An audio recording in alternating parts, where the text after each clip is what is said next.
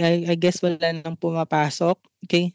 And yeah, I do apologize guys ha. It's may sometimes nagpo-pause ako. It's because I need to accept commerce and walang nagsusupport sa akin for that. And yeah, let's start. So yeah, we will be discussing about on how to master the task management and the art of asking questions effectively. Actually, co-host mo kami. Thank you so much for that, Philip. Yeah, definitely. Kung pwede lang. I'm not really familiar with Zoom, so nangangapa ako. But anyways, going back, again, our topic for today is about task management. And actually, ang pinaka-highlight talaga dito is the art of asking questions effectively. So I have this kind of strategy na fina-follow ko siya for already 3 years. And to tell you honestly, all of my clients, I'm not saying most of my clients, I mean to say all of my clients, parang napapansin nila na the way I ask my questions, parang may pattern siya and they love it. It's because, napaka-organized, concise, and very straightforward. Something like that. Okay? So, yeah, actually ito talaga yung pinaka-highlight dito. So again, yeah, let's proceed. Some of you already know me. It's because baka sumali na kayo sa previous webinar ko in data analysis, and I believe I also discussed other topics. But just to give you a short background about myself, my name is Carl Christian Labajo. Just simply call me as Carl.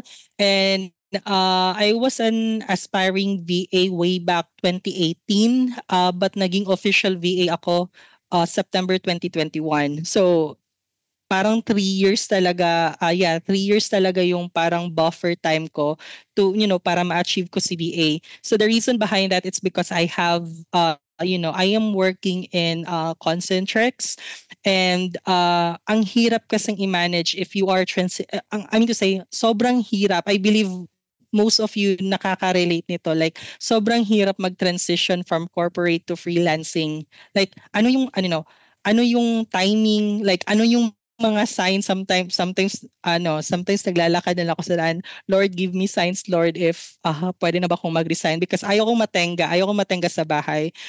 So yan talaga, that's one of the, what I call this one, challenges that I encountered before when I transitioned. That's why it took me 3 years. Again ha, naging aspiring VA ako way back 2018, pero naging na-realize lang siya, or nag-come true lang talaga siya September of 2021. So ang tagal talaga, and ang nahihirapan ako, it's because I don't have support system. I don't have the networks. Wala akong kakilala na, ano daw dito, wala akong kakilala na na pwedeng mag-guide sa akin na, Carl, dito ka, mag-join ka dito na group. Carl, ganito yung unahin mo na, na niche, something like that.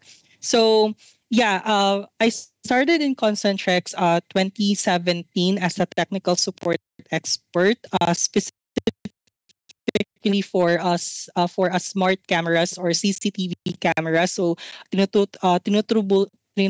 nagto-troubleshoot ako ng mga defective cameras ng mga customer. After a year, I got promoted as a subject matter expert para siyang supervisory position. Then after another year, I got the position of as a senior technical trainer. So actually, itong technical trainer talaga, ito talaga yung pinaka-dream job ko. And I really thought na magiging happy ako when I achieved that position. However, after 2 years, parang naging comfort zone ko siya. And I have this kind of attitude kasi na pag nasa comfort zone ako, parang na-worried ako. Like, parang wala ng growth, wala ng, and then sobrang easy na lang yung task, something like that. So I decided to pursue na talaga the VA career, and my first niche or job talaga is as a Facebook ad specialist. So hindi ako dumaan ng general virtual assistant or admin VA. Dumiretso ako ng specialization, which is Facebook ad specialist.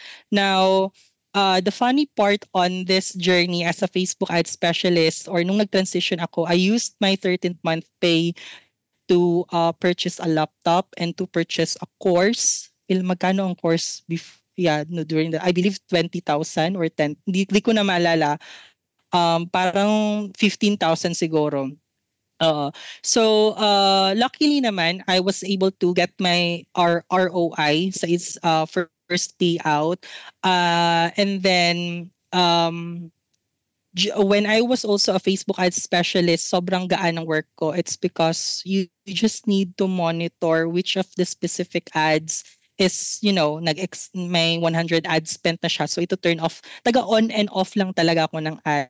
So I never expect na may ganito pala ka-easy na job, something like that. So since na-bored ako, I explore another opportunity. Parang gusto ko maghanap ng second client and dito na pumasok si Business Marketing Engine. And yeah, masasabi kong the one, siya na ang the one na client ko, si Business Marketing Engine. So actually, when I applied for Business Marketing Engine as a data analyst, wala talaga akong idea sa, pagka-data analyst. So, trinay ko lang siya and the application process is very lengthy.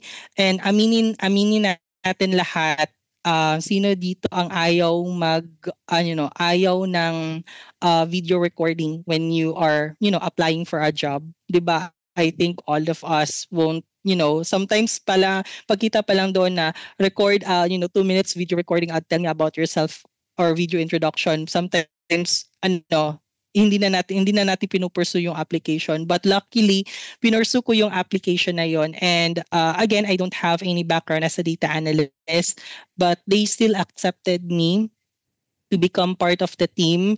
And my first project as a data analyst during that time was to estimate or to predict the profitability of the business, or I mean to say the profitability of a project. So si Business Marketing Engine kasi is a digital marketing agency. So kumukuha kami ng client. Now, with my reports or dashboard or yung work ko as a data analyst, I was able to predict sino yung mga projects ang possible na possible na malulugi tayo. So I created that system and it boosts the revenue of the company. So since nagiging stable na ang data analyst role ko doon sa BME, they decided also to give me another hat or role, which is a system administrator. So if may sira sa Monday.com, if may sira sa ClickUp, if may sira sa Go High Level, ako yung on-to person. If may sira sa website, sometimes ako yung nilalapitan niya. So, and then after another year, I get promoted as a web developer manager. Hindi ako web development manager ha, hindi ako marunong ako mag-code pero hindi ako nagde-develop ng website. Web developer manager is more on people skills or I mean to say nagma-manage lang ako ng mga tao or ng mga web developer to make sure that the project is delivered on time. And that is why I have this topic, I have this discussion. It's because dun ko talaga na dun talaga nahasa yung organization skills ko when it comes to what I call this one, when it comes to task management. And to tell you honestly, most of the company kasi or not all company naman. I mean to say, and also other people tend to train, mag-train ako ng data analytics, mag-train ako ng funnel building, pero they haven't trained themselves on how to be organized, something like that. So, dito ko talaga nahasa, and so far, my client is very satisfied naman with my management skills and of course, not only my client, but I also ask my colleagues or the team under me if how I manage the team. So far naman, they are satisfied, and though there are times naman na may mga projects na medyo problematic talaga siya, parang ganon. But again, we are living in the imperfect world, but again, dito talaga nahasa yung skills ko. Okay? So sabi ni Philip, ang ganda ng work mo, sir. Yan ang gusto ko, pero napunta ako sa marketing. Digital marketing talaga, digital marketing rin itong ano kasi, CBME actually.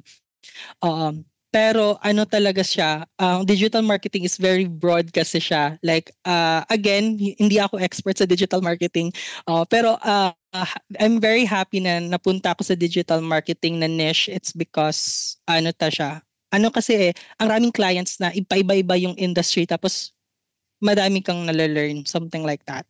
Okay, let's proceed to the main discussion. Parang more than 20 minutes ako nag-explain sa background ko. Sorry for that. And yeah, let's go to our first topic, which is the importance of task management for virtual assistant. And no worries for the aspiring virtual assistant. You can also apply this one sa, what I call this one, sa, current corporate setup niyo. Okay? If feeling nyo hindi nyo siya ma-apply, then just take a note and maybe ma-apply nyo siya in the future. And take note for those people na wala pang virtual assistant na experience, ang pagiging virtual assistant kasi is something like ikaw yung magma-manage sa time and task mo. So walang manager sa na most of the time walang manager na magsasabi sa na ito gawin mo, ito dapat ang priority mo. So it's ikaw na bahala, and then you need to be, you need to stay organized. And the importance is, first, you need to ensures that the timely delivery of the project, of course, and you need to complete this one, your project for a specific time frame, and by allowing to prioritize your plan, allocate your resources effectively. We'll be also discussing the strategies on the later part. The second one is to prevent burnout and enhance productivity. Have you tried that, isa lang yung client nyo pero grabe yung stress, or grabe yung, I'm to say, grabe yung stress, and then grabe yung pressure. Like, isa lang yung client, so pero grabe yung stress at pressure. Pero may kakilala ka na 6 yung clients, pero manageable naman yung pressure niya at saka yung stress niya. Parang ganun. So, I have an insecurities on that one before na bakit na ma-manage. Like, may kilala ko kasi na malalaking mga VAs. Like, they are earning 6 digits also na, na easy lang sa kanila ang pag-manage ng 6 clients. So, that's really my big question before. And the third one is, of course, the importance of the task management is to build trust and, hindi ako nakaka-pronounce ng R, reliability with clients. So, building trust, guys, it's because when you build trust, it promotes longevity on your contract. Okay, it's because actually, guys, hindi so world ng for this is just only my own opinion. So world ng VA kasi is hindi yan siya paramihan ng clients, but for me kasi it's more on kung gaano ka katagal for that client, because knowing for the fact na VA, when we are in VA industry, hindi talaga permanente ang lahat, or I mean to say, hindi talaga siya secured. But if you build trust for that specific client, then definitely you promote a longer contract, and also, of course, it will increase the security, the security of your job. Okay. And next are the challenges in task management. Of course, we are having challenges when it comes to managing multiple clients and priorities. Sino dito ang merong multiple clients? So, or sino dito pinagsasabay yung mga clients? So, ako, guys, pinagsasabay ko yung mga clients ko, like 3 clients pinagsasabay ko sila. May mga time window na nagsasabay yung 3 or nagsasabay yung 4. Pero so far, namamanage ko naman siya so far. So far. Si Philip, guilty siya dyan. So guys, grabe guys, like, overwhelming yan. Okay, but later I'll share my strategies. Second one is keeping track of the deadlines and deliverables. Okay, for keeping the deadlines and keeping tracks of deadlines and deliverables, I usually, do this one in a daily and weekly basis. So, Carl, bakit tinatrack mo siya daily? Bakit hindi siya weekly? The reason why tinatrack mo siya ang task mo in a daily basis or nire-review mo yung list of tasks mo in a daily basis, it's because there's a possibility na mag-shift yung priority level niya. Like for example, task number 1, low priority pa siya ngayon. However, after 2 days, baka high priority na siya. It's because other department, nagiging bottleneck na siya sa other department or other team, or baka ni-request na ng urgent ng client, something like that. So from time to time, I really suggest to monitor and keep your tracks updated in a daily basis. In my case, before ako pumasok ng office, nire-review ko yung task ko. What are my deliverables for the day for this day, and then pagka-out ko, nire-review ko naman ano yung deliverables ko by tomorrow. So in that way, I will alam ko kung ano, I mean to say, diretso na akong ano tawag dito, tumira sa mga tasks or mag-support sa mga tasks. The third one is adapting to varying client expectation. Have you already experienced na ang sarap ng usapan ng client nyo na, okay, I can deliver this one in 3 days, pero si client nangungulit na siya on the first day pa lang. Something like that. So, I encountered that client before na, wait lang, water muna guys.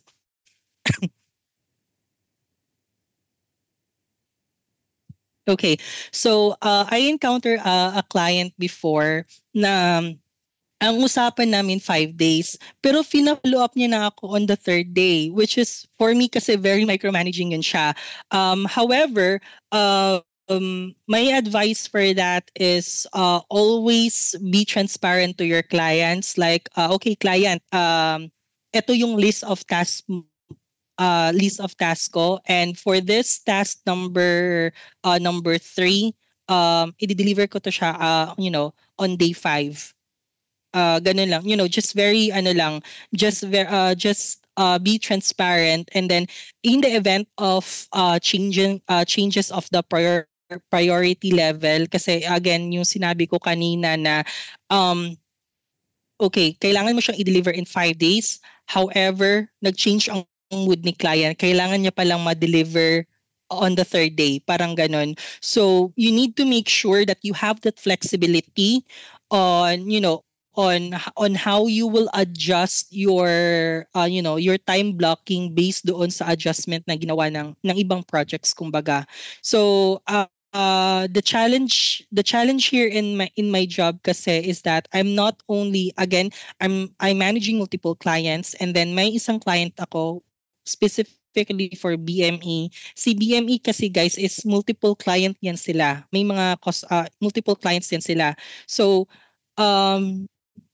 So for example, we have 20 clients, tapos may mga out of those 20 clients, may 10 doon nagpapa-develop ng website. So I need to make sure na they are still on track for that one. And there are cases kasi na na sinabi ni client na kailangan na pala to ma-deliver instead of 5 days, kailangan na siya ma-deliver by 3 days. So you should when you adjust a specific task kasi, you need also to review your calendar and make sure na walang natatamaan sa adjustment mo. Baka nag-adjust ka ng ng schedule sa task mo, tapos without anticipating na may natamaan palang project na dapat I mean to say na dapat gagawin mo siya for that specific day, but since in-adjust mo siya, natamaan na siya, so that will cause delay. And sabi dito ni Philip, very stressful, especially if ang meeting sabay-sabay. Uy, my goodness, yan ang pinaka-fear ko, yung 4 na client mo, tapos sabay-sabay sila on that time window, tapos sabay-sabay sila nagpa-meeting on that same time time window. My goodness, nakakaloka. Pero may tinatawag kasi tayong white lies. So of course, gawa ka lang ng short explanation bakit hindi ka maka-attend ng meeting, or i-move mo lang yung meeting. Ganun na lang. Okay? So ganun. Power outage muna, client, or ang sinasabi ko usually kang client, yes, ayan, power outage. Like, ang sinasabi ko kang client is, like, humina yung net, or I'll just take a break for a moment, parang ganon siya. Okay? Sabi ni Marilyn, madalas sacrifice na yung tulog. Yeah, I came on that point na nasa-sacrifice na yung tulog ko. And I'm not so sure if you experienced this one. Like, if kulang kasi yung tulog mo, in the long, okay pa yan siya in the first week. But in the long run, you will develop anxiety. So you need to be careful with that. Okay? Kasi may mga ano na talaga ako, there are multiple times na talaga na nati-trigger yung anxiety ko. It's because number one, wala akong tulog. Number two, worried ako sa job ko. So make sure that the one of the solution for that is you need to make sure na nakaschedule lahat ng mga task mo. Okay? So no matter how simple or hard or big that project is, you need to make sure na nakaschedule yan siya lahat, para hindi ka ma-worry. It's because um na-experience ko na yan, na-experience ko na wherein kahit rest day nababother ako sa work ko, or kahit rest day nag-work pa rin ako. It's because hindi ko siya kayang i-deliver, parang ganun. Okay? Again guys, health is wealth. Yan ang pinaka investment mo. Okay?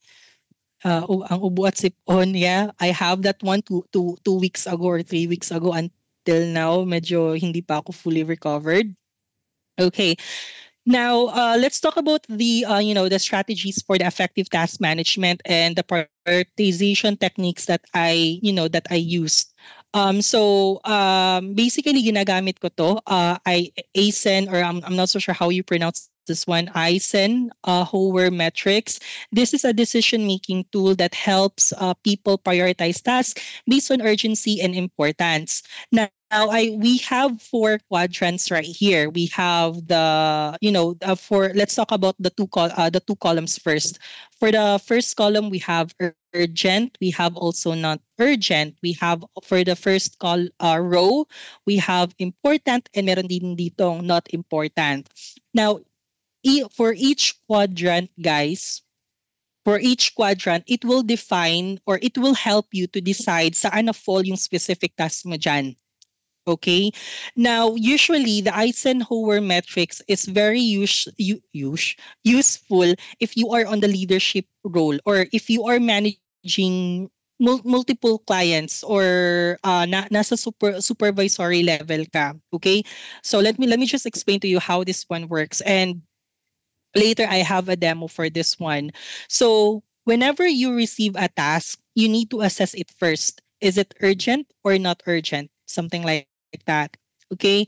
Now, if your task is something like urgent, you need, if your task is considered it as urgent, you need to assess if that task is, you need to assess that the deadline of the task or the consequence. Consequence in what specific aspects, Carl? So consequence, like, if hindi ko to nagawa tong task, tapos sinabi ni manager na urgent, mata-terminate pa ako? May team ba na madadamay, something like that? Or if the task is very time sensitive and kailangan ma-deliver siya within the day, consider that one as as urgent. Okay? Now, we have also here for schedule or not urgent. These are the tasks that not urgent pero importante siya. So, if that's the case, you need to schedule that task. So, wait lang, let me just review my slides. Yeah, tama pala ako. Okay, so for the schedule, these are the tasks with unclear deadlines that contribute the long-term success. So for example, if may pinasa sa'yo na request, okay, if may pinasa sa'yo na request and you feel you are not clear about the details, ilagay mo siya sa schedule or under not urgent, okay? Or if the project will, or if the due date of the project is after 3 days pa, then you need to put under schedule. Okay. Now we have the remaining two right here, delegate and delete. Usually delegate and delete is on the supervisory or managerial level na yan sila ginagawa. Okay? Sometimes if you're on the bottom of the organization chart kasi, you cannot delegate tasks kasi it's because, or I mean, let me just give you a perfect example na lang. You are working as a VA, a general VA, tapos ikaw yung pinaka bottom sa organizational chart, tapos sa'yo pinasa yung task na yun, then definitely may mga times kasi na gagawin mo na lang, it's because gagawin mo na lang, number one is because wala kang choice, gagawin mo na lang it's because general virtual assistants ka and you need to know, you need to study. Even wala sa scope mo, kailangan mo siyang pag-aralan. Okay? But if you're on the supervisory or managerial role, delegation is one of the important decision sa task management. So for me kasi, I've been a supervisor, I've been also a manager, and sometimes kasi most of the case kasi si CEO, ang hilig ni CEO mag-dump sa akin ng mga na mga task, and to the point, let me just share you a quick story. And to the point, are you familiar with monday.com? Monday.com is a project management tool na umabot talaga yung task ko, items or task ko like more than 50. Like nababother na yung mga colleagues ko if kaya ko pa bang i-handle yung task. And then after, tapos dumating yung point na nag-one-on-one kami ni CEO, tapos naglabas ako ng hinanakit sa kanya, like hindi naman talaga na drama na hinanakit, but sinabi ko lang sa kanya na I want to be transparent. This is how I feel. I feel pressure. I have a lot of tasks right now. As you can see, this is my Monday board. I have 50 tasks pending on my plate. Tapos sinabi lang sa akin ng CEO na it doesn't mean na sinabi ni CEO sa akin na it doesn't mean na inassign ko siya sa'yo, gagawin mo na siya. So, inassign ko siya sa'yo, it's because I trusted you. You are the manager. You need to manage or you need to delegate kung saan siya, or kanino siyang team member pwedeng i-assign. So, yun pala yung guys, yun pala yung biggest mistake ko before. Like, it doesn't mean it doesn't mean you are the manager, sa'yo binato yung task, ikaw yung gumawa. Since you are a team of teams, you need to delegate kung kaninong, kung itong specific task na to, kaninong workmate or kaninong person to ma-assign, which specific skill set or person ang nababagay for this task, something ganon. So again, for those VAs or nasa corporate na nasa supervisory or managerial level kayo, if you think na overwhelmed na kayo, it's because you have multiple tasks. Don't afraid to delegate. Okay, magbigay kayo ng task sa mga colleagues nyo. It's because case kayo lang ang masistress niyan. 100% sure talaga ako dyan. May question dito, kanino mo siya ipapagawa? Okay, in my example kasi, Marilyn, I am the web developer manager. Okay, so I have someone na nasa baba. Actually, I'm not saying na nasa baba sila, but I mean to say ba na I am the manager, and then based on the organizational chart, may mga developers ako. So may developer ako for application, for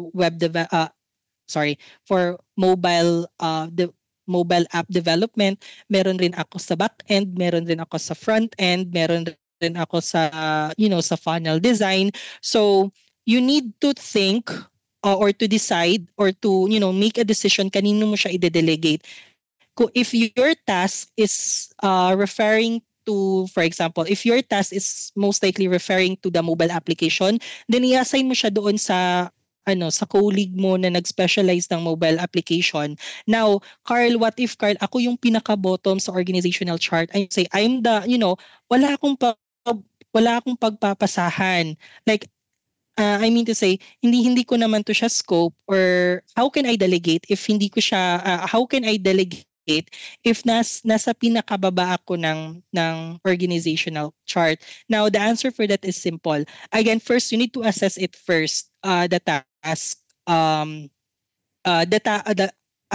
You need to assess first the gravity of the task. Gravity in the sense of, kaya mo ba siya talaga siyang i-perform, or hindi mo talaga siya kayang i-perform, or kaya mo siyang i-perform pero it will take 2 weeks for me to maybe to complete. It's because sa study pa ako, this is a new tool for me, this is a new research for me, tapos kailangan ko pa siyang i-absorb. So, you need to be transparent with your client na, okay, client, since you assigned this task to me, this is the first time that I receive this kind of, requests. And as much as I would love to do it, I believe this task is, the best person who can handle this task is person A. Or if wala ka talagang pagpapasahan, sabihin mo na lang na it will take for me at least 2 weeks for, to learn, to train myself, to self study on how on how to accomplish your request, something like that. Again, be transparent with your client if kaya mo bang i-deliver yung task or hindi. Kasi if hindi talaga kaya i-deliver yung task, then it might be si client na ang mag-delegate, baka mag-hire siya ng panibago,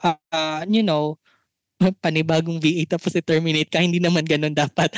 Pero I mean to say na, malay mo na ma-feel ni client na, okay, no, it might be too much na ako nag-assign kang Marilyn ng task. Na I just realized na hindi na pala niya ito scope of work, or hindi na pala niya ito specialization.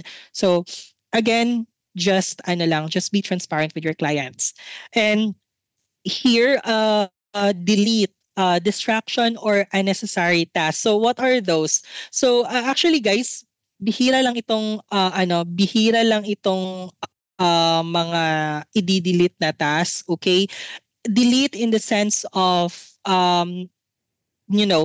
nakatanggap ka ng request, however, this specific request doesn't, hindi mo siya scope. So you need to delete it, or I mean to say, you need to inform the requester na, hey requester, web development ako, hindi ako graphic artist. So I believe this concern of yours must be directed doon sa graphics design team. So you need to delete that item on your list. Parang ganon.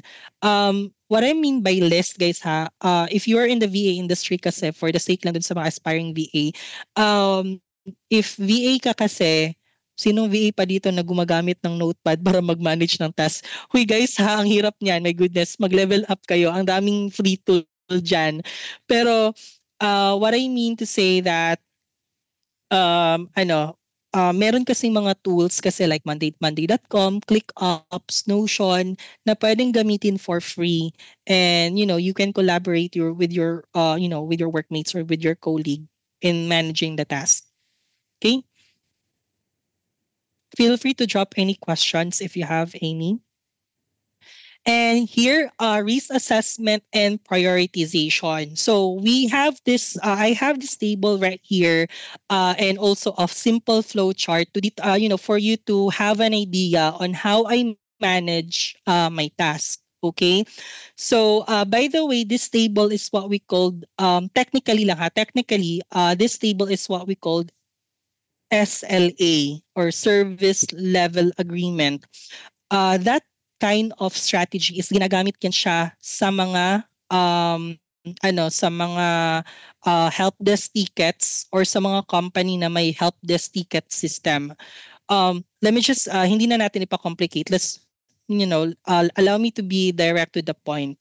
Now let's just assume that you are a VA, and then you receive a task. So of course, the process will start on the requester that will send the task to you. It might be through email, it might be through chat, but again, it is advisable that you have a project management tool, or something like, kung saan mo ilalagay yung mga tasks It can be a notepad, pero ang notepad kasi guys is pang beginner lang kasi yan siya, or I mean to say pang small scale lang yun siya na team. But if you have if you're managing for clients, hindi makaka-survive yung notepad mo, promise talaga. So you need something, a tool na may share ako sa iyo na tool ngayon ko lang naalala. Okay, so now here. So to begin with this flow, the requester will send the task or the request for you. Now, this one right here, this will be under your responsibility. As a VA, you need to assess the risk, and you need also to identify the priority level of the task. Also, you need to assess the due date. Now, first, for the risk assessment, sino na okay, let me just give you an example for this. Sino na ditong naka-experience na binigyan ng task tapos napansin mo na lahat ng task binibigay sa'yo, always kino-consider niya as urgent or high priority. Like kada request niyo na lang is high priority or urgent. Now, guys, make sure that you control, or you need to draw a line for that one. Draw a line in the means of na control mo siya na, or you need to educate him or her na, okay, when we say urgent or when we say critical, ito yung pagbabasihan. Okay? When we kasi sa team namin, or ako kasi as a manager, meron kasi nagre-request sa akin na urgent to call kasi gusto ni client kemi nako na hindi naman ako kasi when we say urgent kasi it's a matter life and death. And if that thing is not about life and death, then that is not considered as urgent. But since we're talking about here business, not in a hospital, I will consider a task as an urgent or critical if may impact siya sa reputation ni client or sa branding ni client.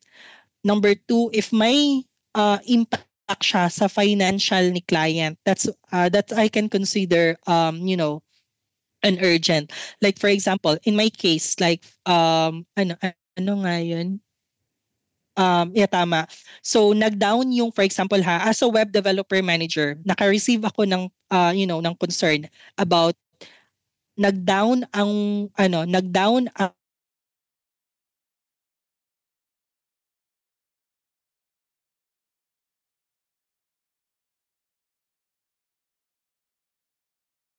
hindi I mean to say hindi makaka-generate si client ng of course ng money, ng income, which is ipang sasahod sa iyo. So that is considered as urgent or critical.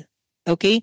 Yan lang talaga yung basihan ko when it comes to urgent or critical level ng mga tasks. If financially impacted talaga yung task. Now for the high, medium, low, kayo na ang bahala diyan. Kayo na ang kayo na ang mag-estimate if that priority is high, medium, or low. But going back to this table, again, we have the priority level. We already discussed this one. We have also the first response and the resolution. So the first response is that ito yung part na gaano katagal ka dapat mag-response as you receive the request. Okay? Now, for example, si requester nag-send ng task sa'yo. Now, nag-assess ka ng, nag-risk assessment ka, nag-identify ka ng priority level, chinek mo yung due date. Now, after, this should be done within the first response period. I mean to say kasi guys na dapat kasi may something na acknowledgement sa part nyo, or may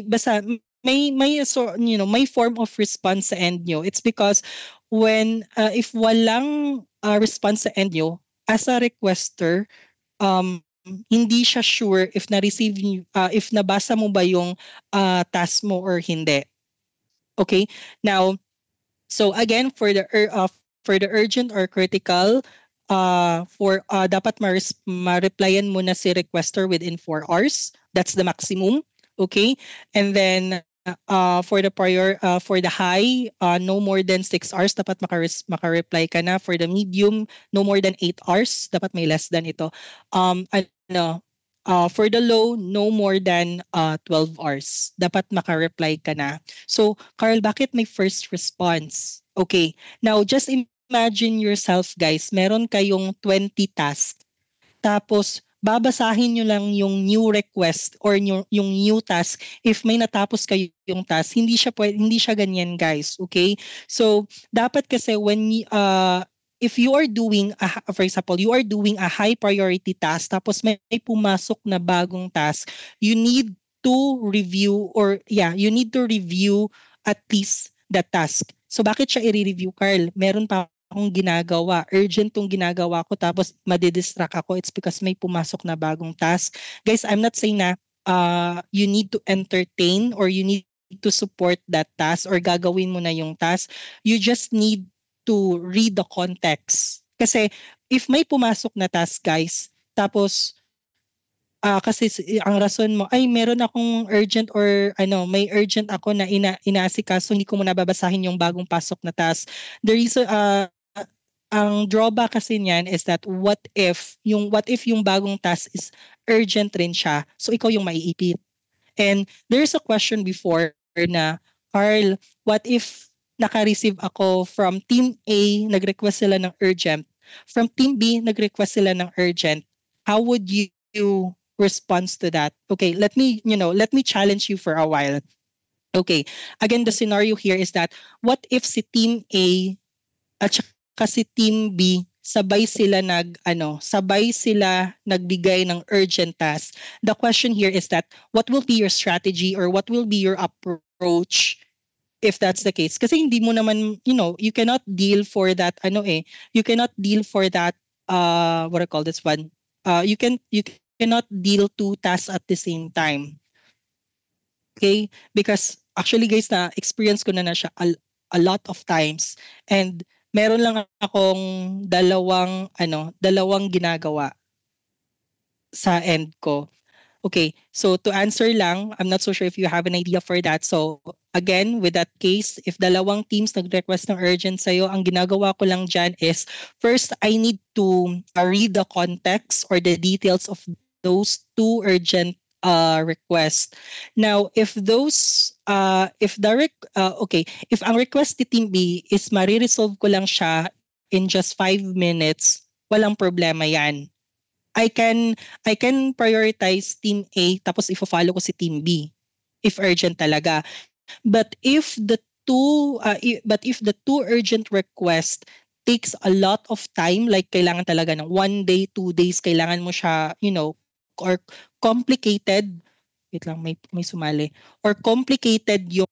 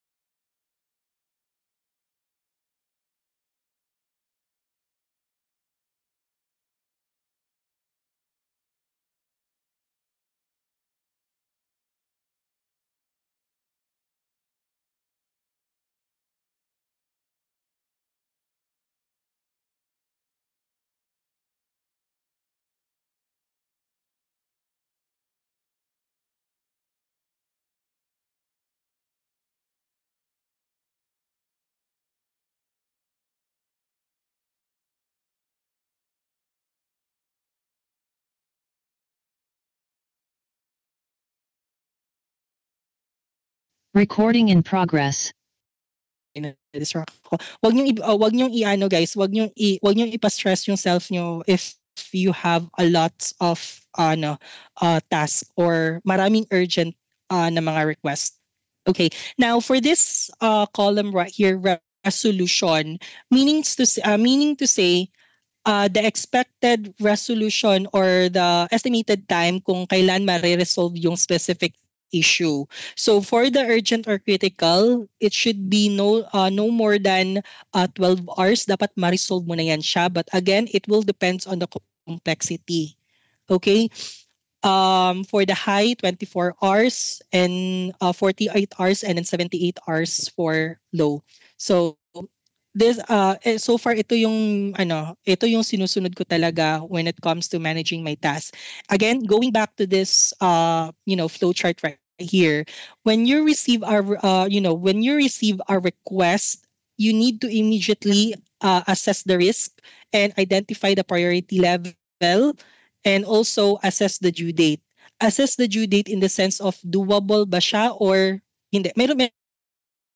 Meron kasing, have you already experienced na may nag-request sa'yo tapos gusto nila tomorrow ma-complete, parang ganyan, without considering na marami ka pang task. So again, that's the reason that from time to time, whenever a new request will come in on your inbox, immediately check on it. It's because baka hindi attainable ang due date. At least heads up mo ang requester na hindi hindi attainable ang due date, or ipupush back mo ang due date. Okay? And then here, so we have here a decision sa flow chart. Is the request details are clear?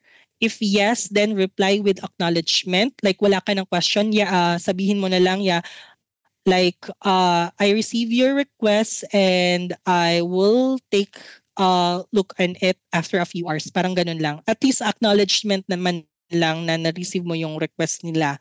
Or if hindi clear yung details, you need to reply a feedback. Like feedback in the sense of magtanong ka kung ano yung makaka-help to solve the request or concern. Like, hey, parang kulang to ng image. Hey, parang kulang, wala akong access sa ganitong file. Kindly provide me access first, or kindly kindly provide your expected due date, something like that. So again, if the request or if may natanggap ka na task tapos hindi clear yung hindi clear yung context or details ng task, you need to reply with a feedback, and then si requester i-improve niya yung communication skills niya. Or I mean to say yung yung delivery ng request niya. Okay? Just checking, do you have any questions, or am I still making sense?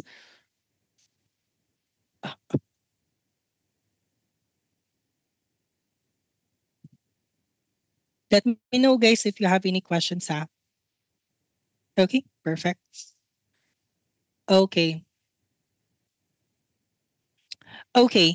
Now here, ano to dito? So we have a question here and also a scenario. Now, put yourself working as a VA. Now, if you're dealing with urgent tasks and notice another request come in, what will be your best action? Press 1 if you will review the request, or press 2 if you will focus on the urgent task, then review the yung bagong pasok na task. Okay? Definitely the best answer or the best move for that is number 1, you need to review the request. Again, as what I've mentioned, kahit meron ka pang urgent request, pero if may pumasok diyan na task sa'yo, or if may email ka na pumasok requesting for something, then make sure you need to review it. Okay? Because hindi mo alam, baka mas importante pala yun kaysa ginagawa mo. Okay? So very good answer. Now, here, let's talk about the time management tips. And I have 2 tips right here. And actually, isa lang yung nag-work sa akin dito. Okay? But for the sake of theory and also this discussion, let me just give you, an idea for this one. So for the tools like time blocking and Pomodoro technique, for the time blocking, I use Google Calendar. Now, Carl, what is time blocking? Wait lang guys, open muna ako ng, I believe lahat naman tayo, di ba? May Google Calendar, or I mean to say may Gmail. If you have Gmail, meron talaga yun siyang Google Calendar. Now, what is time blocking? Now, I'm not so sure if you're aware of this, but ay parang hindi na share yung isang screen ko. Wait lang. Let me share my other screen. Okay, yeah. Nakita yung emails ko. Okay. So, this is my calendar. Ay, sorry. Yeah. So this is my calendar. So in my client number one. So as you can see, this is what we call time block. So may block ka sa specific time window, tapos yan yung gagawin mo. Okay, that's what we call time blocking. Time blocking is the best strategy so far na na-learn ko sa mga colleagues ko. It's because you have the visibility if may conflicts ba or may may conflicts ba sa mga task mo. Like for example, bigyan ko kayo ng Carl, I really thought na ginagamit lang ang Google Calendar if may mga meetings ka.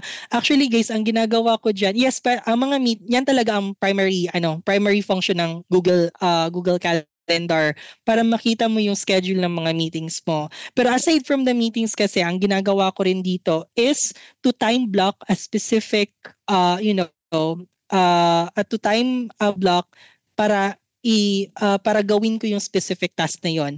Like for example, nung December 11, call listening. So nag-time block lang ako para mag-call listening ako sa one of the meeting kasi nagbibigay ako ng feedback sa team ko na hey web developer or hi colleague, I noticed that doon sa meeting mo with the client where you are not able to deliver well your thoughts. So I guess next time what we can do is you need to be prepared. Ganun kasi nangyayari sa call listening. So I need to create a box. Yes, tama si Philip. You need to create a box or a time window for that specific task na yun lang talaga yung gagawin mo. Okay? So Carl, it doesn't still make sense for me. Bakit ginagawa to siya? Okay, may mga times kasi guys na napupuno ko tong calendar na to. Okay? So what if na may urgent task ka and since pa-out ka na, pwede mo siyang i-priority by tomorrow. However, pag-check mo sa calendar mo, full na yung calendar mo for naka-schedule na lahat kung ano yung gagawin mo. So the advantage of the time blocking, you can move the specific time block or the task sa different na na date para dun mo na lang siya ikuan. Ay ito si call listening, pwede ko pa ta i-move para ma-prioritize ko si urgent request. So parang ganun siya. Okay? And then, yes, tama si Philip. And then also, advantage for this one is mariremind ka. Si Google Calendar kasi guys, may notification yan sa baba na your call listening will be in 10 minutes. Parang ganun. So, may taga-remind na sa'yo. Actually guys, to be honest, sobrang makakalimutin ako when it comes to especially if marami na akong ginagawa, sobrang makakalimutin ako. So lahat ng reminder, lahat ng task is nasa Google Calendar ko talaga siya nilalagay. Okay? So ganun. So if for example may question dito, Carl, paano gumawa ng time block sa Google Calendar? Simple lang guys. So just click the specific box lang dito sa calendar mo, tapos add a title like for example DCFG webinar, tapos make sure na adjust mo yung time based on your preference, and then this is one of the important thing, add a description kasi sa case ko sobrang makakalimutin ako, hindi ko na alam kung ano palang meaning nitong specific time block ko. So always put a description. Carl, ano yung description na yon? Put a description, for example, links. May binigay ba si client na links or meron ka bang note na dapat i-remember mo when you are dealing on this kind of task? Parang ganun lang siya. Okay? So ganun lang siya guys. And then makakreate na siya. Let me just check right here if may ano. Okay, kagaya nito guys, may task ako na monthly project hours report. May reporting ako pero nag-conflict siya sa ganitong meeting. So at least you have the visibility na kung may conflict ba sa mga task na ginagawa mo. Okay? Ganon siya. Yeah, saan na yung presentation? Okay, let's move right here. Now, we have another one, what we call Pomodoro app. Pomodoro app is may ano kasi yan siya may parang anong tawag dito time parang time ano siya focus time kumbaga siya. So let me just give you pwede ko ba tong i-open? Parang hindi ko siya maklik. Let me just give you another example. Pomodoro. Sa Pomodoro kasi ito yung ginagamit ko. Pomodoro is a technique wherein you will be you will focus your attention for that specific task in for 25 minutes. Like wala kang ibang gagawin. Hindi ka manonood ng Netflix, hindi ka magche-check sa inbox mo, hindi ka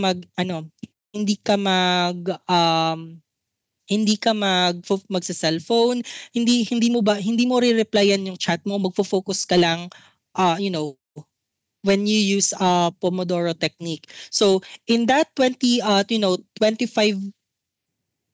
ayun pala, allow. Yeah.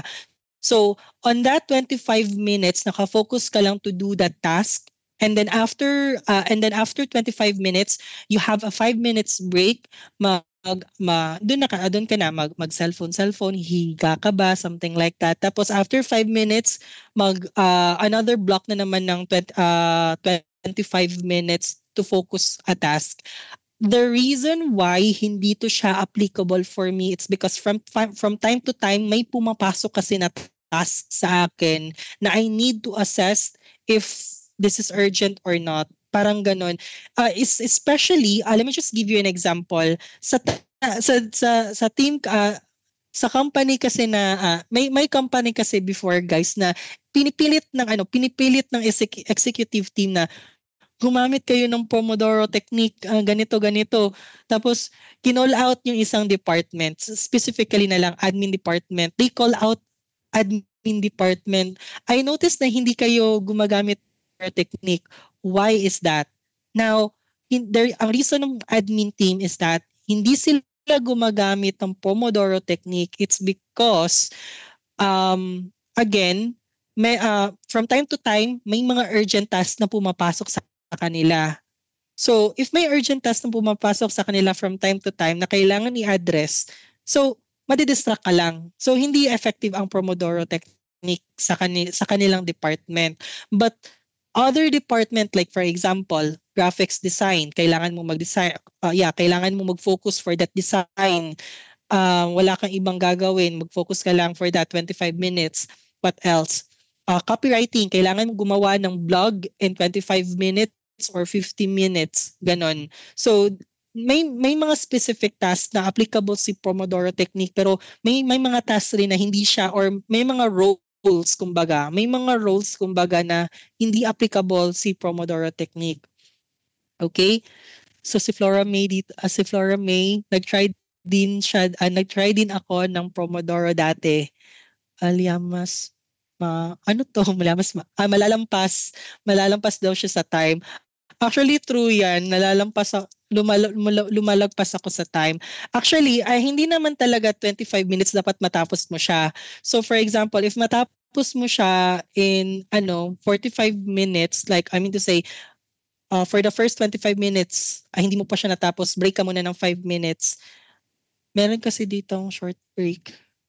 Ito. Short break, 5 minutes. So, wala kang gagawin dito. Mag-chill ka lang. Mag-scroll ka sa Facebook mo. But after 5 minutes, balik ka na naman sa sa Pomodoro, sa 25 minutes block mo para tapusin yung task mo.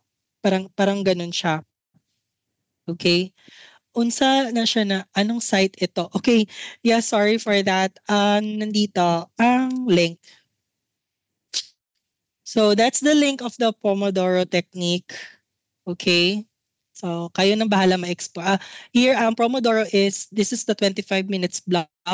And then, after the 25 minutes, mag-short break ka, okay?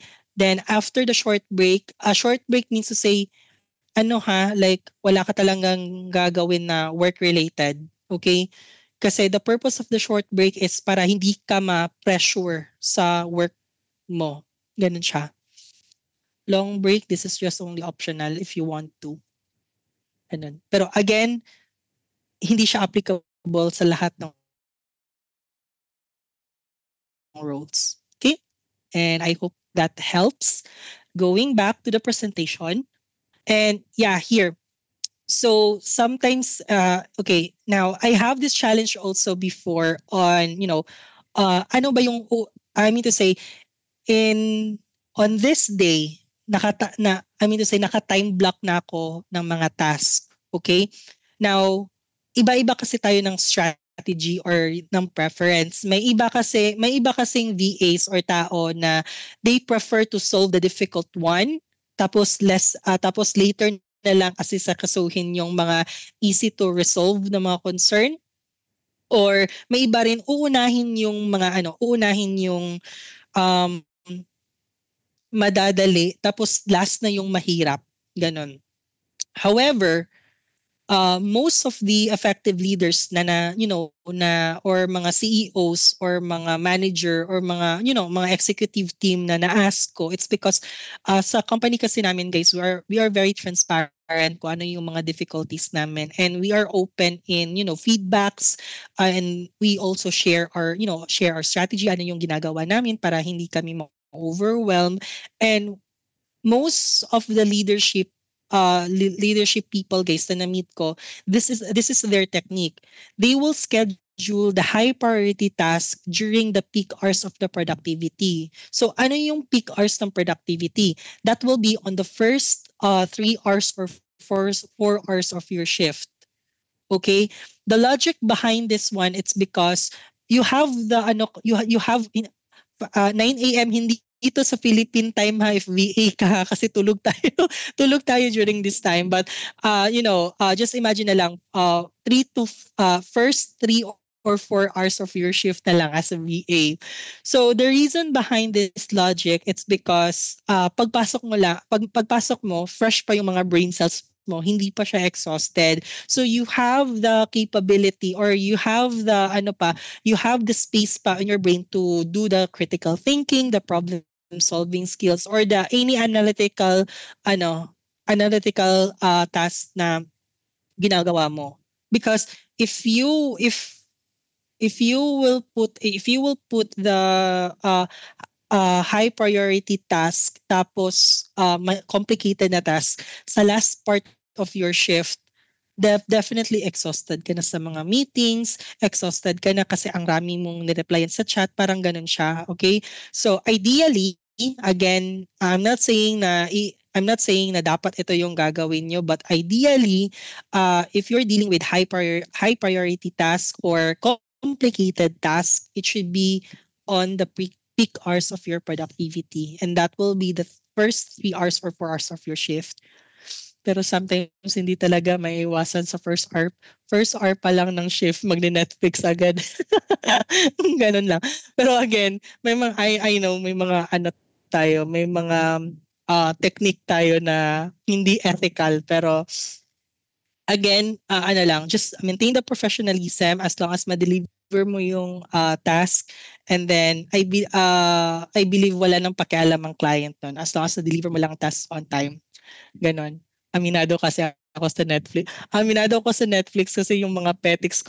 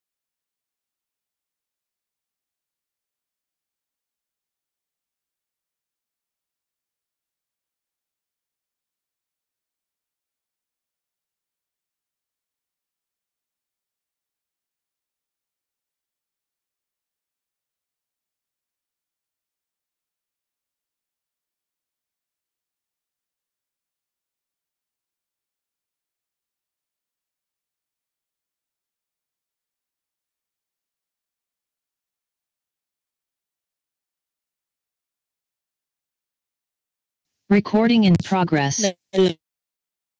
lang the demo video for Monday Board on how it works if hindi nyo pa alam. Monday Board also comes with a free account or may free account siya. And then pwede niyo i-dump doon yung mga yung mga tasks nyo. But in my case kasi before I monday.com, but when I discovered the usefulness of the Notion, sa Notion ako nagtatrack. Pakita ko lang sa iyo si Notion kung ano yung saan yung Notion ko. Ito pala. Nakita yung client ko. Notion. Ano ba to? Saan nga yung ano ko? May tracker ako dito. Data analytics. Feeling ko na save ang isang account ko yun. Ala, my goodness. Ang ano yun. Wait lang guys. Let me look for that task tracker. Meron kasi akong ginawang task tracker sa Notion and I would like to, para ipakita lang sa'yo so that, ito pala. So, here, this is my, my Notion-based na task manager. So, on this Notion, on this task manager, you can create your new task. For example, DCFG webinar. And then you have an option right here to what specific status ang ilalagay nyo for that task, and then the priority level if it is urgent, high, medium, and low. For example, urgent siya. And then request, automatic na kasi itong requested date. Due date, kailan dapat ma-accomplish, dapat pagka, for example, December 20, ganon. And hindi lang yan siya ganyan, guys. It's because inside of this, we have also, and there's another page for this one. For example, if we will click this one, this open right here, may template na nakalagay. So, ilalagay mo dito yung mga details ng project mo para, for documentation purposes. The reason why kasi na dinadocument ko yung mga previous request is sometimes kasi after a year, I mean to say, after a year, may possibility na baka ma-experience ko ito na ganitong request or ganitong issue. So in most of the cases, babalikan ko yung documentation for that specific request item, tapos babasahin ko ano ba yung ginawa ko, ano ba yung mga steps na ginawa ko to accomplish this kind of project. So ganyan, that's the reason of this template right here. Marilyn, very useful sa akin ang ClickUp at Trello. Sad to say, Marilyn, I cannot agree. I cannot give insight on that one. Wala akong extra for that one. But yeah, those are also productivity tools. Maridel, how to do this kind of task management? What do you mean? The Notion, this one? Okay. Mabait ako. Sinong gusto nito? Pwede kong i-share sa iyo tong copy na to. Okay, comment copy if you want copy of. May pala, may gusto palang pumasok, hindi ko na ano. Okay, sige. Ayusin ko muna ha. Share. Ay, paano nga to? Ito pala. Ay. Gosh, ang tagal ko nang hindi nagno-Notion. My goodness. Ay, nagno-Notion pa naman ako until now. Pero, ito pala, publish. Wait lang. Hindi ba tayo mapa-flag kung anong ipipaste ko dito sa anyways, paste lang. There. So, may sinend ako sa inyo sa sa chat. And that is the link of the Notion. If wala pa kayong Notion account, guys, pag-click nyo yun ng link, parang need pa kayong mag-create ng account. Pero for a faster, for the faster account creation, you can link your Notion account to your existing Google account. yung ganun. Oo. Tapos doon, once you have the copy of it, may nakalagay diyan, create a copy sa taas. Wait lang, demo ko muna.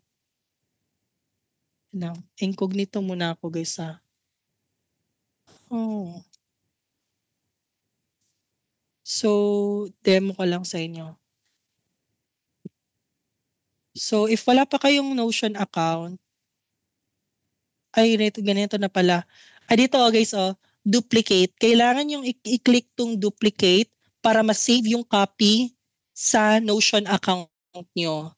Kasi kasi if hindi kayo nag-create ng duplicate, wala, useless. Hindi, I mean to say, wala pa rin kayong copy sa productivity tracker na ginawa ko. So, just lang, and then I believe may mga station to, hindi nyo to siya madidelete. Oo. So you need, again guys you need to create a copy or click duplicate para may own copy kayo ng Notion tracker. Okay?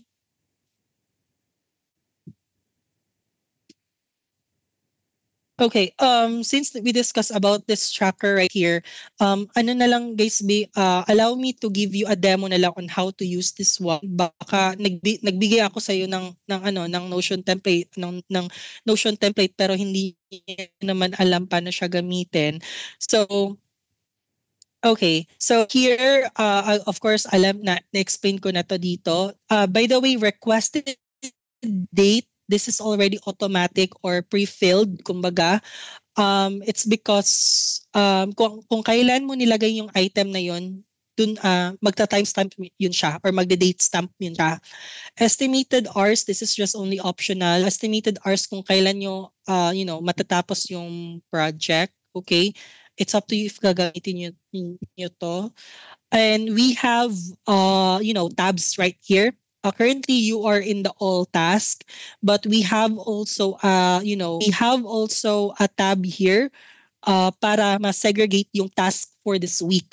Now, the task for this week is, ang magpapakita lang talaga dyan is ano yung mga tasks na nakaset for due date within this week. Yun lang talaga siya.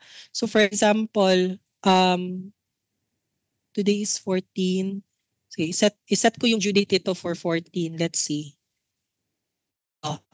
Lumabas siya sa in progress. So this is, I'm not so sure ano bang tawag. I'm not sure if this is the Gantt chart, pero this is card-based.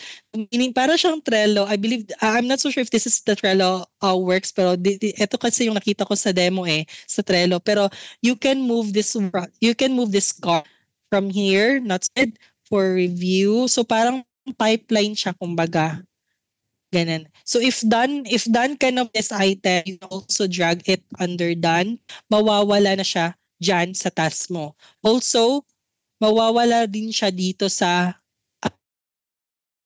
mawawala din siya sa all task kasi done na kasi yung task sa all task kasi hindi niya dinidisplay lahat ng items. Pinifilter niya lang na hindi makita yung done. Carl, what if Carl gusto ko makita yung mga done projects? You need to go to completed task. Dito. Okay? Lahat ng completed or done na mga items nandito sa completed task na tab. Okay, yes, may drag and drop feature siya. And then parking lot, the reason why I create the parking lot option is because ito siya have you experienced na si manager or si CEO may siya or si client may mga plano siya sa life like Carl, I'm planning to create this kind of website pero let's plan this one on Q2 of 2025. Ako kasi guys, yung mga idea ni client, hindi ko yan siya dinidisregard. Nilalagay ko yan siya sa parking lot. Yan, so again, parking lot is yan yung mga task na gagaw or plano, mga plano nyo in the future, kumbaga. Okay? And just to share also a story about about parking lot na strategy ko. So there was a time na month of October, nag-send kami ng proposal sa prospect client namin. And then until now walang feedback si prospect client. Nakasubmit kami ng proposal, walang signature. And then nakalimutan ni CEO na singilin yung proposal. Like nawala talaga sa ano niya sa ano niya sa priority niya. And then few weeks ago, nag-remind ako sa kanya, hi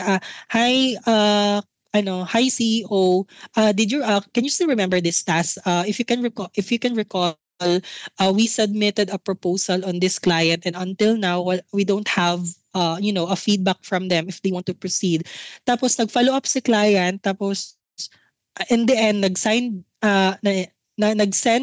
ang kliyente ng $10,000 na project. So just imagine that's the power of parking lot, guys. It will help you to remind ano yung mga task na wala siyang specific due date, pero nakatambak lang siya dyan in case na you need it. Parang ganun siya. Okay? Other feature for this board, there is also a calendar right here. And then, unfortunately, the calendar is not synced to to this tracker right here above. Actually, pwede mo naman siyang i-link, pero hindi ko siya na-link. And then, important note, do not resell or redistribute, ha. Huwag yung baka nag-make a copy kayo tapos binibenta yun ng 100 pesos sa kakilala. Hoy guys, mga criminal. Huwag nyo i-resell, guys, ha. It's because this is my property. And if you want to share this one, sabihin nyo lang friend nyo na, i-ano nyo lang, i-chat, i-PM nyo si Carl, bibigyan kayo ng link. Ganon. Okay? Carl, what if Carl madamage namin itong dashboard? Ano yung gagawin namin? So since as much as I care to you na i-fix ang problem sa dashboard, if nag-explore kayo tapos na-disarrange yung so wala akong time para i-fix yan. My alternative for that is again to create a copy for the Notion. Create a copy again. Kasi mahihirapan ako mag-debug sa Notion. Okay. And here, quick links. Quick links is for the, for example, for example, wait lang, check ko muna if may mga laman to. Yeah. So for example, may mga quick links ka or mga quick links for SOP, quick links for credentials, or if for example, marami na kayong may tool sa Canva, Monday board, tapos nakalimutan nyo yung account nyo. So pwede kayong gumawa dito ng quick links, tapos dito nyo i-save yung mga password nyo. Okay? By the way, if nag-create copy kayo, wala akong access wala akong access sa copy nyo. So inyo na talaga yan siya. Baka kasi mablame nyo ako na, Carl, na-hack yung Facebook ko tapos nilagay ko doon yung password ko. So walang ganyan, guys, ha. Okay. So ang ginawa ko dito sa client ko before, guys, hindi ko kasi makapakita sa yung dashboard ko sa client. It's because may mga credentials siya. Pero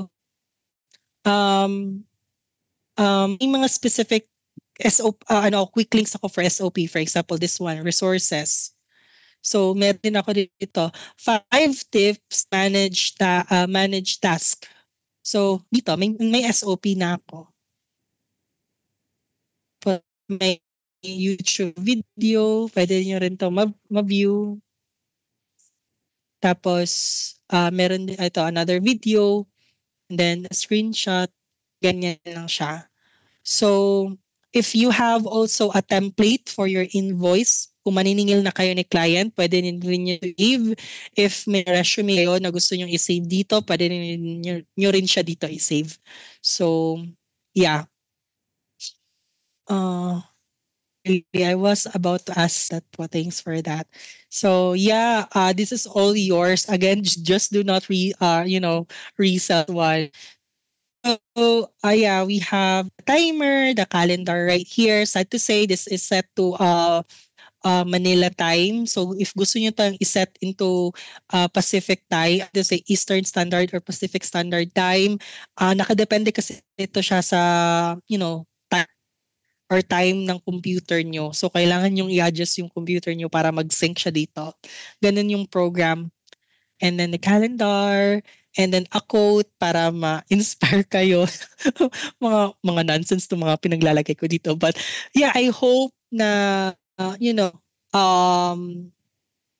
this tracker will help you in your kasi hindi ko to binibigay talaga guys, usually. So yeah, para gift ko na lang, Christmas gift ko na lang sa'yo. Let's proceed. Any question pala sa Notion? Baka may question kayo. None? Guys, magto 2 hours na pala tayo. Sorry if I take too much of your time. Okay, let's proceed. It's because kalahati pa lang tayo, John. Okay, now, I believe this is the last part for the strategies for effective task management. Now, we have also what we call regular review and adjustment. Now, in my case, I always parang talaga, sorry. This is non-negotiable talaga sa part ko, guys, ha. Non-negotiable siya in na kailangan ko talaga siyang in a daily and a weekly basis. Now, daily reviews helps you to stay on top of your immediate task. I mean to say na pag in a daily, if iba kasi yung guys, iba kasi yung feeling na alam mo na yung gagawin mo, alam mo na alam mo na yung stress na matatanggap mo for that specific task, I mean to say, naset mo na yung expectation mo na, okay, ito yung task na gagawin ko for this day, and hindi ako mapipressure. Ganito yung task ko, medyo mapipressure ako, pero at least I have already the plan. So, in a daily basis, you need to confirm na, okay, ito yung task ko. Ganon. Okay? Mag-daily confirmation kayo or mag-daily reviews kayo. Okay? Now, weekly reviews. Now, the reason why we need to perform weekly reviews, this is for the broader perspective and for your strategic planning. Like, for example, in my case, every Monday, I spent 30 minutes to 1 hour to review the board or the task of my team. Ginagawa ko yan siya, it's because I need to make sure, hindi naman sa pagma-micromanage guys ha, I need to make sure, because in my team, I have only 3 people or 3 colleagues. In my team, I have 3 colleagues. So each colleague, ina-assign ko talaga yan sila na task. And chine-check ko talaga, I need to make sure na walang walang na overdo, walang delayed, or if may mga task doon, for example, may task doon na complicated, I need to make sure na yung colleague ko or yung co-workmate ko, may plan na siya for that one. Okay? So that is the benefits of weekly review. You have a broader perspective para mabigyan mo siya ng strategic planning. Okay? And adjust priorities as new tasks and feedback arise. And this is what I've mentioned on the on the flow chart. Now, when you as you conducted your daily review, you need also to check if may conflict ba sa mga priorities na gagawin mo for that day. If meron, adjust the due date. But do not forget, case when you adjust the due date, do not forget to inform the requester. Baka kasi nag-adjust kayo ng due date tapos hindi na-inform yung requester. So always make sure to, to be transparent. Like, hey, requester, it seems that the due date is not attainable due to the challenges that I, na-encounter ko for this specific task. I-move lang natin for 1 day. Is that okay with you? Ganun lang. Okay? Make sure may communication. And this is actually the highlight of the of this discussion. Actually, hindi pa pala yung highlight ng Notion, Carl. Actually, ito talaga yung highlight, and dito talaga ako parang nag-improve, and then dito ako na-appreciate sa, na-appreciate ng mga ibang client. Now, ARC stands for ask, reason, context. So, ang ARC kasi is ginagamit siya when you are asking a question. And I follow ARC for me to ask questions effectively. Okay? Have you already experienced na may binigay sa'yo na task? Like for example, okay, gawin mo to.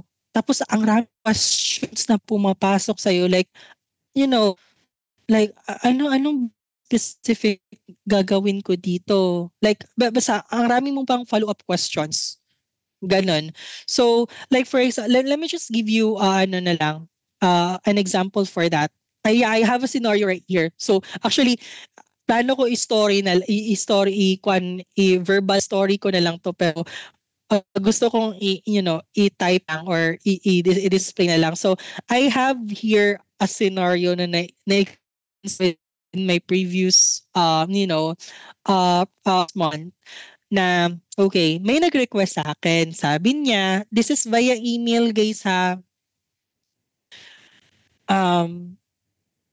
Tama. This is not via email. It's via monday.com. Pero ipasok mo niyo sa mind niyo na this is via email. Kindly create a report on this client. For example, client number 1. So, sabi ko na ano ang report? So, what specific report you are looking for or the client is asking for? Sabi niya, financial report. Nag-email na naman ako, nag-reply na naman ako. So, may I ask what is the objective of the report? After an hour, nag-reply sila. The client wants to know their profit and loss. Tapos ako na naman, profit and loss of what specific date interval? Are you referring for a monthly, for a quarterly, for a yearly, or for the last 10 years? And then sabi niya, daily. Tapos ako, okay, daily pala ang gusto ni client. Nag-create ako ng report. Tapos nag-send ako sa kanila, sabi na mali daw, sabi ni client, gusto niya monthly and quarterly interval. Gusto ni client monthly and quarterly interval pala. So na-press ang angry button ko. Okay? So just imagine guys, nag-exhaust ako ng effort para mag-reply. Tapos dineliver ko sa kanya yung report na ina-expect nila. Pero at the end of the conversation, mali pala yung report na na-create ko. It's because, poor yung pagka-deliver ng nung request. And that is why I follow a specific method which is ARC method, and this will be your framework or parang guide siya kumbaga on how you can ask properly para maintindihan ni client kung ano pala yung ina-ask mo. Okay? Yes, definitely nakakaiyak talaga siya, no? Na effort ka na tapos mali pala or may miscommunication pala. Okay? Now, let's talk about A or the ask here. So ask is the clearly clearly state the question you want to answer. So the purpose of this is to I believe when we say ask, this is your main question. Ito talaga yung pinaka-question sa request mo. Okay. So the purpose of this is you need to ensure that the main question is very straightforward and direct, and this will also help the respondent or the receiver of the request to quickly grasp what information or assistance you want to request. Okay? And then how to apply the ask. So yeah, straightforwardly formulate your question, precise language to avoid confusion. When we say precise language, if you are sa case ko kasi I'm on the technical side, in the web development side. If mag-explain ako ng if gagamitan ko ng mga technical terms ang mga ibang department, like for example, DNS settings, DNS records, ano pa ba mga technical term,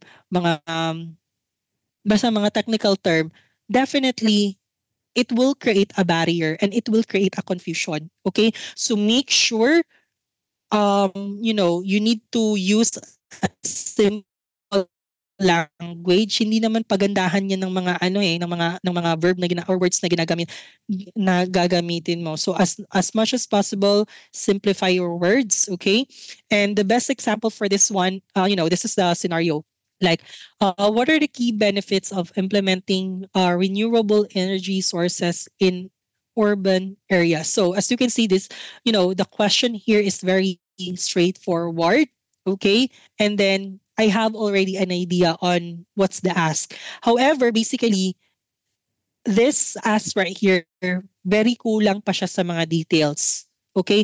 Like, what are the key benefits? Key benefits in what specific aspect? Ano pala yung gagawin mo? Bakit kailangan mo ng key benefits? Okay? So, that's why we need to move or to create also the R part, or what we call the reason. In the reason, you will be explaining why you are asking the question, or ano yung trigger, bakit nag-ask or nag-request ka nag-request ka. Ano ba yung ine-expect mo na result, something like that. Ano ba yung trigger ng request mo or yung ng ask mo. So the purpose of this one is again to provide motivation behind your inquiry and make it more meaningful. And it also helps the respondent to tailor their answer to meet your specific needs or objectives. How to apply? Just briefly describe your intention or your intent or the problem that you are trying to solve. Yeah, here, indicate how you answer will be used, why important to you. So here, for example, here, for the reason, this is still connected, has a previous example. I am conducting a research on sustainable development and want to understand the impact of renewable energy on city infrastructure. May difficulty ako sa R, guys, ha? So pagpasensyahan niyo na. So that's so after you ask, after you provide your ask, back up it with a specific reason why you are asking that question. Okay? Now, for the last one, this is the context, or this is the full background, the full background of your ask, or the full details of your ask. Okay? So, for the context offers background information that situates your questions within the broader framework or specific situation. So for the purpose of this is to supply the necessary details that can influence the nature of the response. Okay, prevents misunderstanding by clarifying any relevant circumstances or constraints. And here, how to apply. Provide a pertinent information such as background knowledge, specified scenarios, or any prior steps taken. So let's go, let's jump na lang for the example. So again, this is still connected on the previous ask and reason. So we have here for the context, currently many cities are facing challenges with pollution and energy shortage. My focus is on mid-sized European cities that are considering transitional to a greener energy solution over the next decade. So if you will combine that, if you will combine that three aspects when you are asking question, this will be the result. And you have, and by looking on this kind of format, you have a better understanding on what is the question all about, or ano ba yung information, you have already the clue ba as a respondent, you have already the clue kung ano pala yung information na hinahanap niya. It's because nandito na lahat sa sa format na to. Gets? Is this the first time that you hear this kind of method or strategy? Let me ask lang. It's because in my case, when I first apply this one, actually wala talaga akong idea, and like like I really thought na when you ask questions, you just simply ask it. May pattern pala. Ganon. Okay? So this is the how you combine it. Now, let me just give you another example. And let me just also give you a dummy experience, a dummy na lang na mga scenario. Now, this is related dito sa itong scenario na binigay ko kanina. Okay? So, I have here a scenario that you are a project manager.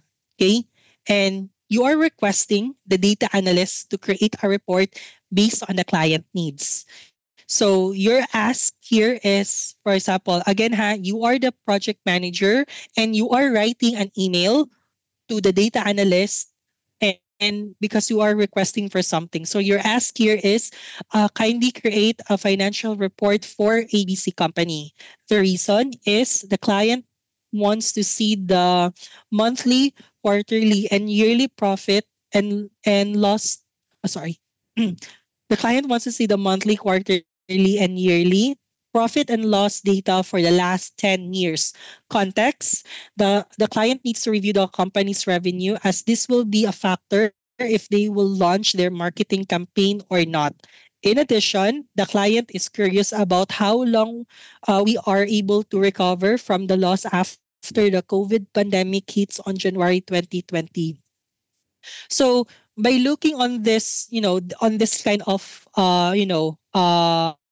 ask method or ask technique, kumbaga, you have already the perspective or the overview na eto yung hinihingi nila. So basically parang complete package na siya, kumbaga ba. Okay? Are you still learning? Am I making sense? Or do you think is this applicable on your work? Because for me lang guys, this is just only my personal opinion. It very ano talaga siya, very useful talaga siya sa ano ko sa work ko. And then especially I'm on the data analytics side and the web development side, medyo technical siya. So so far, and then actually lahat ng clients ko, they observed me on how on how I deliver my questions to them. And then na-amaze lang sila. It's because it's not a simple one-liner question. There is a backup detail. And then the common question of my client is, Carl, where did you get this kind of technique of, ask questions? And then sinabi ko lang, in my previous company, in my previous client, it's because they strictly impose it. So yun, most of my friends are, using this one as a tool or method when they are communicating also with their teammates. Parang ganun siya. Just try to put yourself na lang guys na better. Sometimes because based on my experience kasi, especially in the most complex scenario, usually I create the ARC method 15 to 20 minutes. Carl, ang tagal naman, Carl. 15 to 20 minutes mo siyang gagawin. Yes, it's because sometimes kailangan kong i-collect yung mga information kasi. Ganon. So, for me kasi, much better na lang na I will be creating a very concise question rather na hihintayin mo pa yung, rather in a one-liner question tapos pabalik-balik pa yung communication nyo. Pabalik-balik yung mga ask, batuhan pa kayo ng mga question and answer. Tapos aabutan, meron ako experience guys na umabot kami ng 3 days before kami nakapag-dive on that specific. Wala pa akong alam sa ARC nun guys ha. Umabot kami ng 3 days. It's because sa email lang kami nagko-communicate and unclear talaga yung objective sa kanyang request. Parang ganun siya. So, I rather spend 10, 15, or 20 minutes creating an ARC, especially for a complex na mga ask, rather than pabalik-balik kayo na ng question and answer. Okay? So yung Darwin, yes, magiging useful po siya. Eric, Sabado. So yung time will be less instead of asking one by one, replying one by. Yes, definitely. That's the main objective of the ARC method, to eliminate the back and forth question and answer portion between you and the requester. Yun talaga yan siya. And also to save, to be more productive. Hindi lang kasi ano lang, hindi may nadadamay kasi sa batuhan ninyo ng answer guys may naiipit na mga tasks, of course may mag-cause yan siya ng delay. It will cause chain reaction on other projects. Okay? So, yeah, before we end, let's have an activity like, try to write your own question using your ARC, using the ARC method and basta lang guys ha, just start it with a basic question and build out by adding the reason and also the context. By the way, guys, disclaimer lang ko guys ha, like Carl, what if Carl, my question is very simple and straightforward? Does it still need an arc? For me guys, balik tayo dito. For me guys, as long as nag-exist lang si ask and sa reason, you are good on that. Because sometimes kasi yung ask mo lang kang client is very simple and straightforward lang, but always back up with a reason para mas mabigyan lang ng idea si client or yung tinatanungan mo. Okay? So, again, for a basic questions, pwede ask reason tapos reason and context, i-combine mo na lang siya. But for a complex question, you need to chop it into three: as, reason, and then context. So let's have last night, guys. Let's have an activity here. So just write your own questions or create your own arc and drop your answers in the Zoom chat and bibigyan ko kayo ng feedback on how to improve on what are the on how you can improve pa sa paggawa ng art. Okay? So yeah, just think of the current challenges or information that you need to work on your work or current on your studies, and yeah, just create an arc. So I'll just give you of 7 minutes. Before 7 minutes, I hope na may mag-drop na ng answers nila. Again, this is the best venue for you to practice on how to use arc. Okay, so I'll start the timer.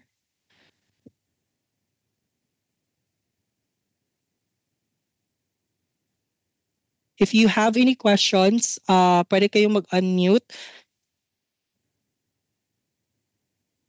Oh, okay, balik sa ask.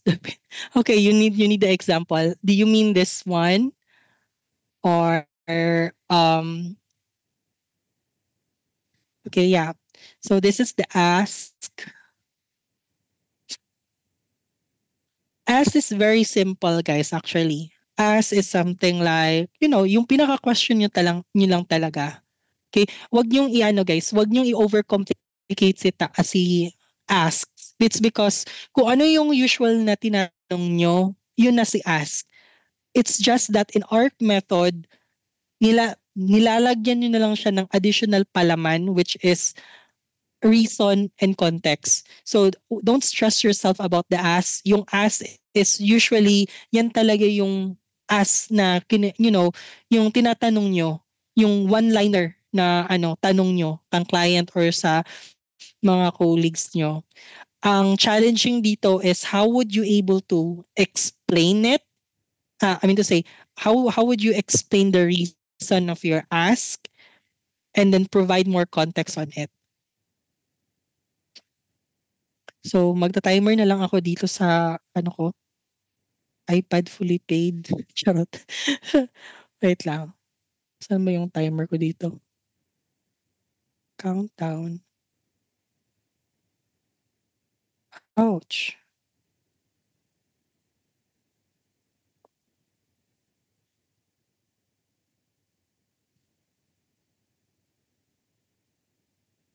Okay, 6 minutes left. If you have any questions, don't hesitate to, to ask.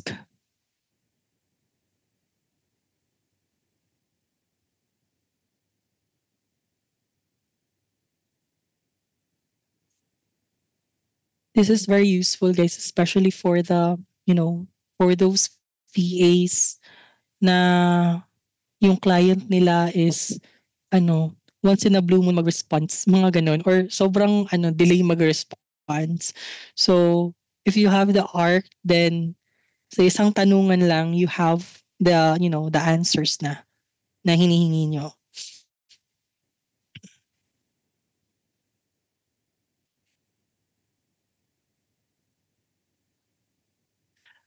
5 minutes left.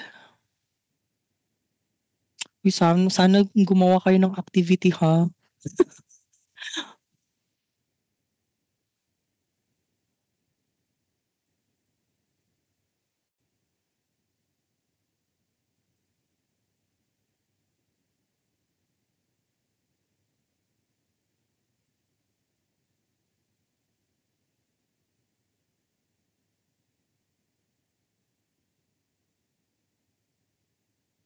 Pasuyo po sa context. Thank you po. Okay, for the context here,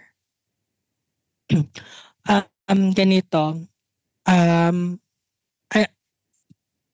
mahirap yan siya guys sa start. Actually guys, um, let me just give you a short story. Mahirap yan siya sa start i-implement mo. Pero if ginagawa mo ang arc or ginagawa mo ang specific method, in a routine manner, like naka-built in na talaga siya sa mo, nagiging easy na lang siya. So, again, sa first lang talaga yun siya mahirap. Pero in the long run, madali na lang yan siya. Ang clue lang talaga dyan is, ang ask is the usual one-liner question. Okay? Whereas the reason is dependent to your ask or kung ano, give a reason bakit mo yan siya tinatanong. Ang context is something like you need to create something like a detailed explanation. Ano pala yung ginagawa mo? Bakit na-trigger? Ano pala yung ginagawa mo? Bakit tinatanong mo to? Ano ba yung mga full details na hindi mo na-discuss sa reason? Ganun siya. Okay, we have an entry for Darwin. Thank you so much, Darwin, for participating. And let me open a notepad right here para ma-share ko sa team. Tatlo kasi yung screen ko dito, nahilo na ako. Dito ko lang ilagay. So, ito yung art ni Darwin. So, ang ask niya dito is, okay, no problem sa spelling. Correct lang natin. Your landing page. Okay. So, ang Kang Darwin ang ask niya is, may I know if you need a chat or voice automation response on your business landing page? The reason is, I need to make sure that I'll be set up the correct automation on the landing page. For the context, most of the business landing page today has chatbot on their landing page where the client can check if they have question. Yes, this is a very good art na guys, okay? It's because your ask, okay, yung tanong dito is nababack upan siya ng mo, ng ng dalawang details dito, okay? And having this kind of approach, it will promote proactiveness, or it will parang plus points siya ng client na ay okay, may initiative si VA na tanungin to siya. Like, wala to sa plano, pero may initiative siya na tanungin. Parang ganun siya. So, yeah, this is a very good example. Siguro ang comment ko dito, actually okay na siya. Most of the businesses. Or siguro ganito, feeling ko si Darwin ba yung nag-send nito?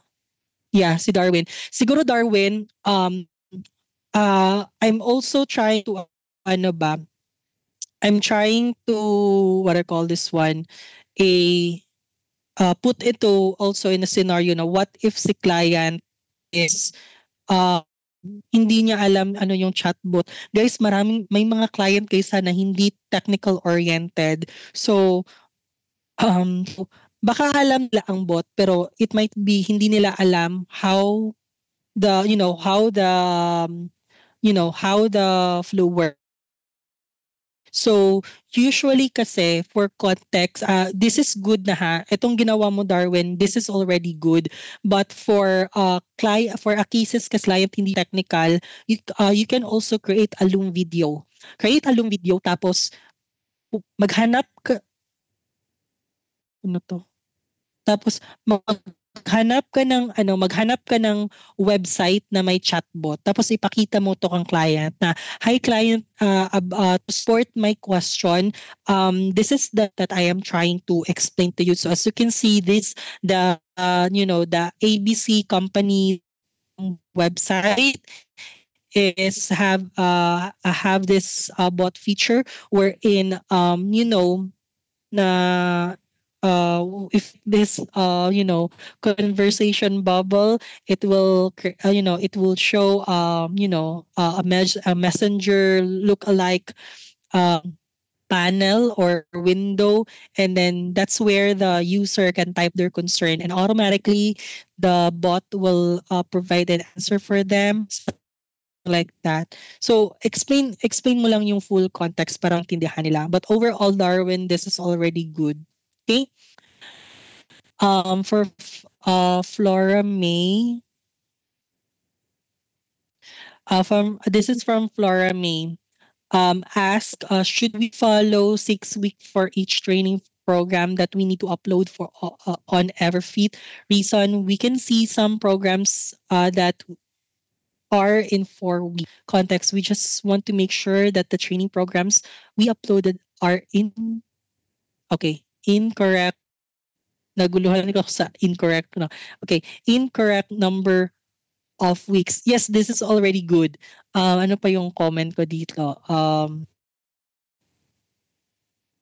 Actually, this is already clear, guys, ha? We can see some programs